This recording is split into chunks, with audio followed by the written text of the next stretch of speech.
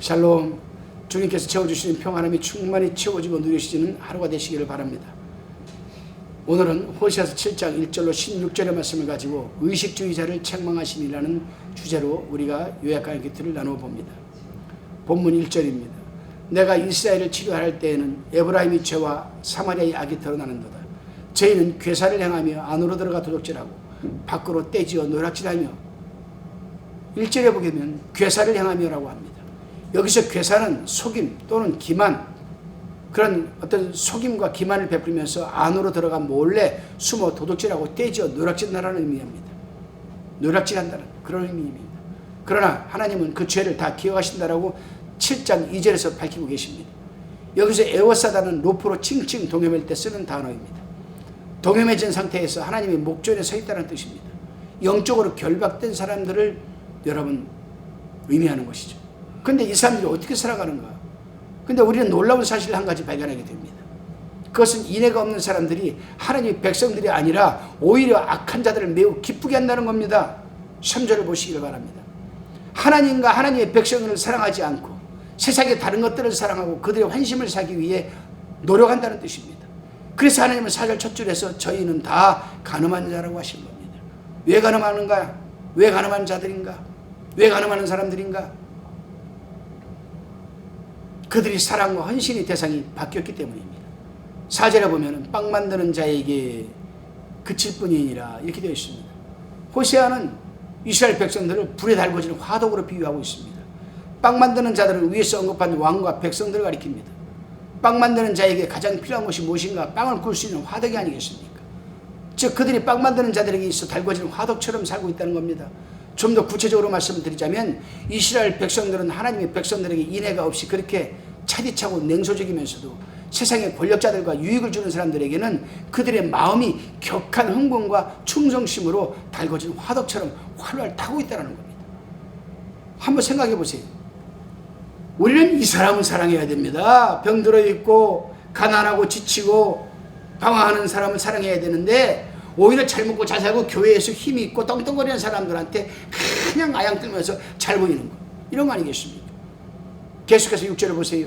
하나님은 그의 백성들이 하나님과 그의 사명, 그의 형제들의 인애 없는 냉랭함을 보이면서도 그 어떤 사람을 위해서는 그 마음을 화덕같이 예비하여 아침 새벽에 이글거리는 불처럼 뜨거운 열정으로 일어나고 있다는 탄식을 하고 계십니다.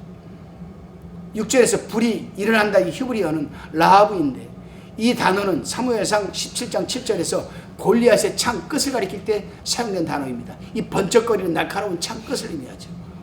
그리고 시편 105편 32절에서는 번쩍거리는 번개를 표현할 때 바로 여러분 이 라하브라는 단어를 썼습니다. 이것은 모두 그 열정, 그 대단함을 표현하는 거죠. 호시아는 그 빵 굽는 자들에게 유익한 화덕이 되었던 성도들이 오히려 교회를 향해서는 파괴적인 세력이 된다고 탄식하고 있습니다. 세속에 물든 사람은 항상 교회를 파괴하는 힘을 가지고 있다. 왜 그런가? 그들은 세상의 권력자들로부터 돈과 명예의 법칙들을 배워서 교회에 적용시키려고 하기 때문입니다. 여러분, 이제 하나님은 하나님의 백성들이 세상을 좋아하고 연락하게 되면 혼잡해진다고 말씀합니다. 혼잡은 하나님의 백성들이 세상과 혼합되어 거룩성을 잃어버리고 신분이 모호하게 된 상태로 사는 것을 의미하는 겁니다. 혼잡이라는 이 단어의 히브리어는 여러분 발랄입니다. 발랄. 앞번에 얘기했죠. 구약제사의 한 종류인 소재에 사용된 밀가루와 기름을 혼합시킬 때 바로 여러분 이 발랄이라는 단어가 사용됐어요. 밀가루하고 기름하고 같이 부어가지고 믹스시키는 거. 이때 바로 여러분 발랄이라는 단어를 씁니다. 비유적으로 이사야서 64장 6절에서는 이 단어가 색이 바래다라는 의미로 사용되었고 레위기서 18장 23절에서는 여러분 인간과 짐승과의 성행위, 수간이죠. 이 수간을 지시한 교합이라는 단어로 사용되었고 레위기서 21장 20절에서는 여러분 이 발랄이 눈에 백막이 있는 자, 즉 오늘날로 말하면 백내장이 있는 그런 사람을 가리킬 때 사용되는 단어입니다. 그러므로 혼잡이라는 것은 도저히 서로 함께 섞일 수 없는 이질적인 요소들이 혼합되어서 정상적인 기능을 발휘할 수 없어서 정확한 목적지를 가리키거나 도달할 수 없는 상태를 의미합니다. 이렇게 혼잡은 영적 침체기 일어나는 영적 혼돈으로 표현됩니다. 영적 혼돈을 겪는 사람 대부분의 공통점은 달려갈 푯대를 잃어버렸기 때문에 세상에서 방황하고 묻혀 사는 세속적인 삶을 살게 되는 겁니다. 우리는 그들을 향해 세상적인 그리스도인이라고 부릅니다.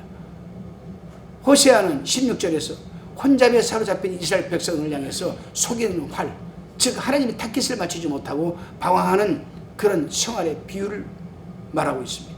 이제 우리는 왜 이런 현상, 즉 영적 혼돈이 찾아왔는지를 살펴보아야 합니다.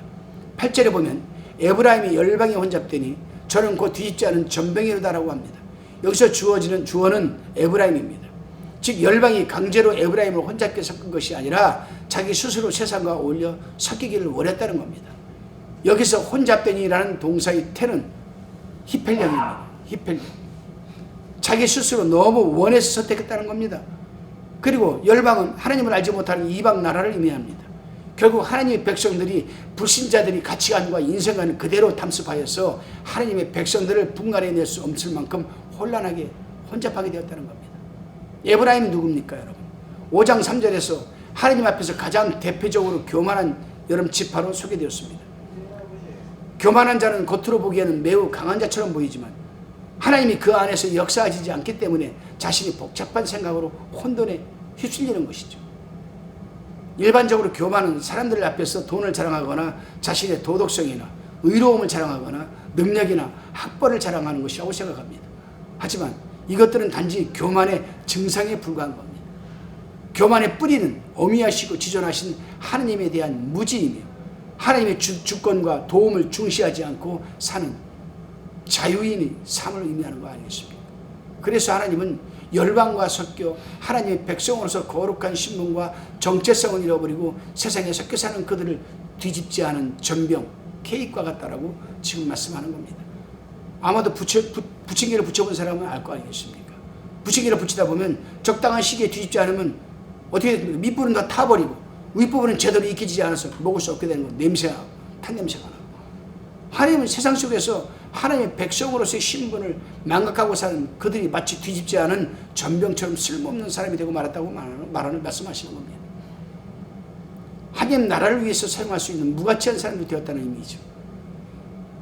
여러분, 예수님은 마태복음 5장 13절에서 이와 동일한 상황을 소금의 비유를 들어 말씀하셨습니다. 교회 밖에 한번 나가봐라. 그들이 소금이로되 그 맛을 잃고 아무 쓸데없어 다만 밖에 버리고 사람들에게 밟히는 불행한 현장을 우리는 자주 목격하게 된다라고 합니다. 그래서 지금 호세아는 하나님의 백성들이 세상에서 힘을 다 잃어버렸다라고 말하는 겁니다. 본문 9절에 하나님의 백성들이 이방 사람들과 섞여서 혼합하게 될 때에 나타나는 현상은 영적인 신령한 힘을 잃어버렸다는 겁니다. 그렇다면 영적인 신령한 힘을 무엇을 말하는 것일까? 여기서 놀라운 영적 진리를 발견하게 되죠.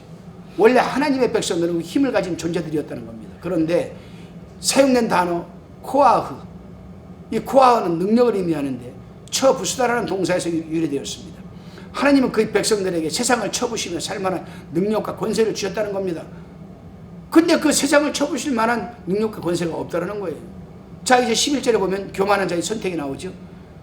혼돈에 빠진 사람, 세속적인 사람은 어리석은 비둘기처럼 지혜가 없다고 합니다. 당시 이스라엘 왕이었던 므나헴은 애굽의 도움을 얻고 아수르를 의지했습니다. 그 길만이 새 길이라고 생각을 했기 때문입니다. 애굽이 그들의 우상이요 아수르가 그들의 방패였습니다. 그 강대국이 조금만 원조해주면 얼마든지 국가의 위기 상황을 극복할 수 있다는 계산이 있었던 겁니다. 그러나 오히려 이스라엘은 BC 722년 원조를 부탁했었던 아수르에게 도리어 멸망을 당하고 맙니다. 왜 멸망당했을까요? 하나님 12절에서 답변하십니다. 하나님은 멀리하고 애굽을 사랑하고 아수르를 의지하는 백성이 왜 실패하는가? 그것은 하나님의 간섭 때문입니다. 여기서 우리 한번 깊게 생각해 보시기 바랍니다. 하나님의 백성이라면 어려운 일을 당했을 때 조금이라도 기도하지 않는 사람들은 거의 없을 것입니다. 나름대로 마음속으로 하나님을 의지하고 그분이 도와주시길 기도합니다. 그러나 평소에 세상에 깊이 물들어 있는 사람, 영적인 신령한 능력을 소유하지 못한 사람은 하나님이 기뻐하시고 선하시고 온전한 뜻을 발견하기 어렵고 인간의 지혜와 지식과 사람을 의지하면서 마키아벨리즘적으로 그 문제를 여러분 해결하려고 하다 보니 망하는 겁니다. 그래요 여러분. 이제 우리는 13절에서 혼돈에 잠겨 세속적인 삶 속에서 방황하는 사람들에게 하나님의 심판이 임합니다. 신앙이 분명하지 않는 사람, 즉 혼잡한 사람은 세속화될 수밖에 없다라고 하고, 세속화는 한마디로 하냐면 점점 떠나는 과정입니다. 15절을 보니까 무슨 말씀인가? 참으로 아이러니한 대목입니다. 하나님이 그들의 팔을 연습시켜 강건케 해놓으시니까 그 팔의 힘으로 하나님을 향해 악을 도모한다는 겁니다. 모의한다는 것. 오늘날 하나님이 기름 거름더미와 진토에서 이렇게 세우신 성도들이 어떤 모습으로 살고 있는가 살펴보시기를 바랍니다. 가난과 재난과 깊은 슬픔 속에서 하나님의 축복을 받아 일어선 사람들이 그 재물을 어디에 사용하고 있는가, 그 힘을 어디에 사용하고 있는가, 그 권세를 어디에 사용하고 있는가, 병에 걸렸다가 하나님의 극적인 도우심으로 회복된 뒤 그 몸으로 무엇을 위해 살고 있는가 한번 살펴보시기를 바랍니다. 기도드리시겠습니다. 아버지 하나님, 오늘 하루를 살아가는 삶의 현장에서 전적인 순종과 헌신적인 삶을 살아내게 하옵소서. 분명한 하나님의 백성으로서 부끄럽지 않은 삶을 살아내는 하루가 되게 하옵소서. 예수님의 이름으로 기도드리옵나이다.